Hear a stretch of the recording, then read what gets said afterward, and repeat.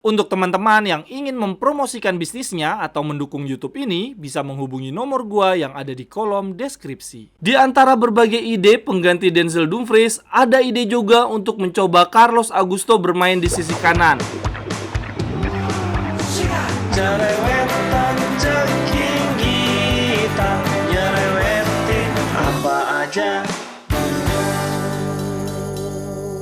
Teman-teman, yang sedang kalian saksikan saat ini adalah Cerewetin Inter. Apa kabar teman-teman semua? Semoga dalam keadaan sehat. Tengah pekan ini tidak ada match Inter sama sekali teman-teman. Jadinya mata kita segar, jantung kita sehat, kita bisa bekerja dengan tenang. Nah, hari ini Cerewetin Inter gua akan update berita-berita terkini dari klub kesayangan kita. Berita yang pertama, ini berita yang sangat amat buruk teman-teman. Dua pemain kita teman-teman asal Belanda cedera saat bermain mengenakan jersey kita yang berwarna orange sewaktu melawan Napoli. Bisa gitu ya teman-teman, ketika Inter penampilannya seperti timnas Belanda berjersey orange, malah dua pemain kita yang berasal dari Belanda mengalami cedera. Sky Sport ngomong begini, Denzel Dumfries dan Steven De Vrij kompak akan absen selama 20 hari karena cedera. Mereka berharap bisa kembali di akhir Desember, 30 Desember ketika Inter menghadapi Genoa. Ini artinya teman-teman, kita akan kehilangan Dumfries dan De Vrij selama 5 pertandingan, yaitu melawan Udinese, Sociedad, Lazio, Bologna, dan Lecce. Kalau dilihat lawan-lawannya sih relatif gampang ya, menurut gua relatif tidak berat lah. Karena gua coba membandingkan ketika kita kehilangan Pavard Bastoni. Ini kan Pavard Bastoni jelas-jelas nih, dua pemain ini sangat vital. Dan kita kehilangan di partai lawan Juve, Benfica, Napoli. Dan toh ternyata untuk ketiga partai tersebut kita survive ya. Seri lawan Benfica, epic comeback, kemudian seri lawan Juventus dan membantai Napoli. Nah, tetapi teman-teman, permasalahannya adalah ketika kita kehilangan Pavard Bastoni, itu pemain-pemain alternatif, pemain-pemain cadangannya semuanya tersedia, dan ketika ditampilkan semuanya menunjukkan performa terbaik. Contoh, Darmian ngisi posisinya Pavard sangat solid. Begitu juga Bisek, begitu juga di sebelah kiri ada Acerbi, begitu juga De Vrij ya yang mengisi posisi center back tengah. Semuanya bagus banget penampilannya, sehingga absennya Pavard Bastoni tidak terasa. Nah, sementara teman-teman, ketika saat ini kita kehilangan Dumfries dan De Vrij, walaupun untuk pertandingan ke depan relatif lebih gampang,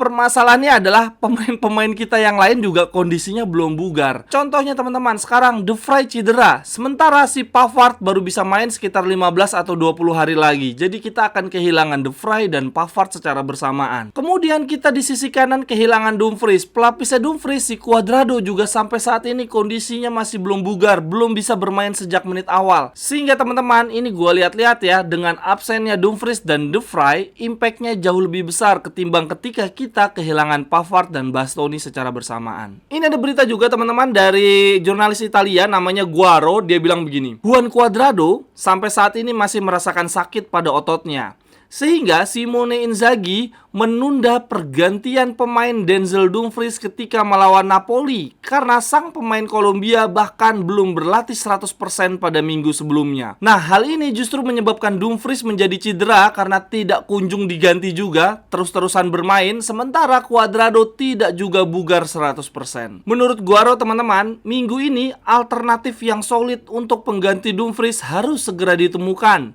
Ada beberapa alternatif yang akan dicoba oleh Inzaghi. Namun yang perlu diperhatikan bahwa Darmian juga perlu istirahat. Jangan sampai dia malah harus mengalami cedera karena harus membackup posisi center back kanan dan wing back kanan secara bersamaan. Kemudian Guaro melanjutkan, dia bilang begini, di antara berbagai ide pengganti Denzel Dumfries, ada ide juga untuk mencoba Carlos Augusto bermain di sisi kanan.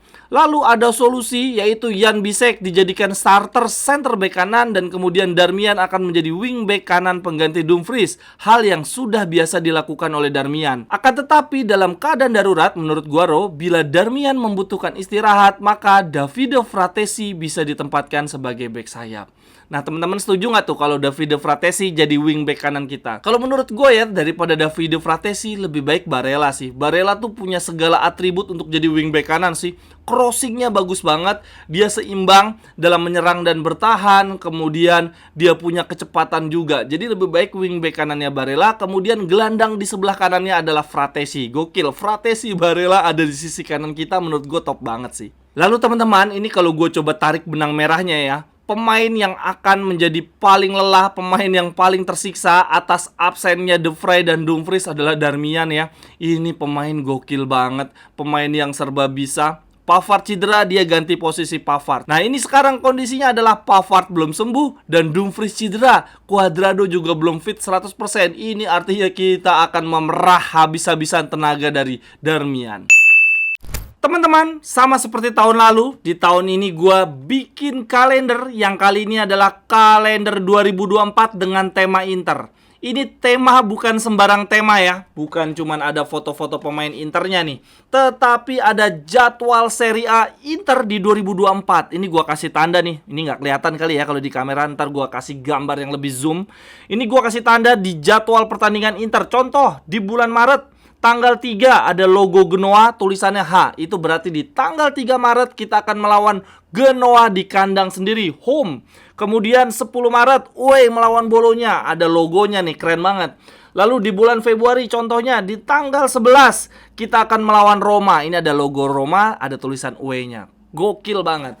Ini adalah kalender meja, dan bukan cuma ada kalender meja, gue juga ada kalender dinding yang jauh lebih besar, gokil, lebih enak lagi ngelihatnya. Tuh, mantap banget. 7 Januari, home Verona, ada logo Veronanya. Untuk harga kalender meja dengan kalender dinding sama ya, sama-sama 75.000. Tetapi kalau beli dua bukan 150.000, 125.000. Lebih hemat. Belinya di mana? Bisa beli di Tokopedia dan ada di Shopee. Linknya ada di kolom deskripsi. Terima kasih teman-teman.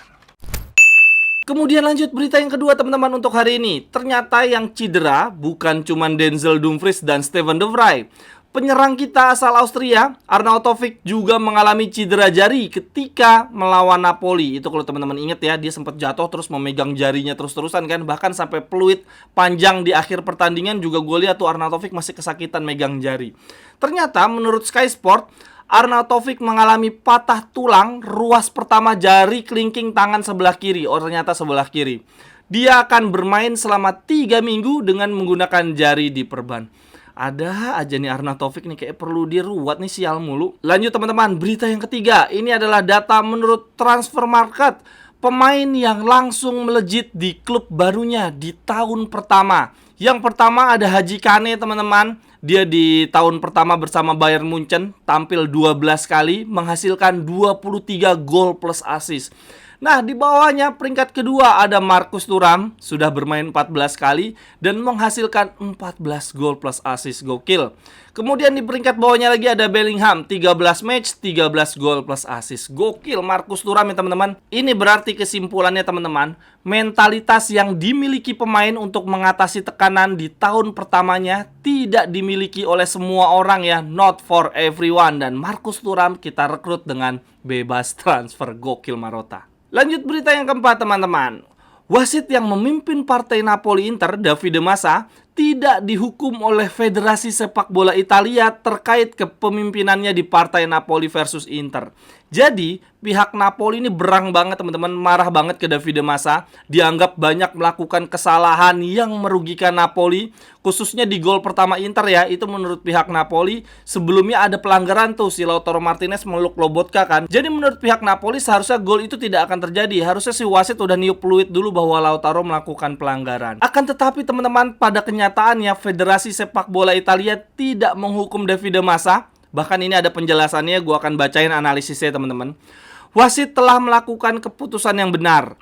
Pemain asal Slovakia, Lobotka, yang saat itu dipeluk oleh Lautaro, sudah kehilangan penguasaan bola sepenuhnya. Singkatnya, kalaupun tidak dirangkul oleh Lautaro, dia tidak akan bisa sampai ke arah bola lagi. Sehingga tidak dianggap sebagai pelanggaran yang perlu sampai menghentikan pertandingan. Lalu kenapa VAR tidak dicek? Karena gol Calhanoglu dianggap sebagai fase serangan yang berbeda dari si pelanggaran. Jadi keputusan dari Davide Massa sudah benar teman-teman.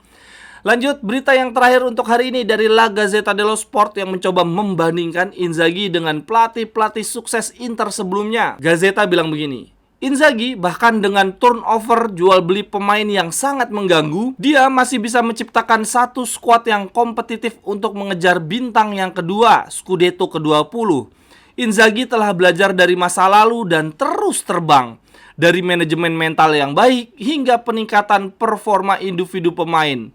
Akan tetapi saat ini Inzaghi masih berada di belakangnya Trapattoni, Mancini, Mourinho, dan Conte sampai dengan akhirnya dia bisa meraih Scudetto. Sekian dulu untuk cerewetin Inter hari ini teman-teman. Silahkan tuliskan pendapat teman-teman di kolom komentar. Sampai ketemu di cerewetan-cerewetan berikutnya. Bye-bye, thank you.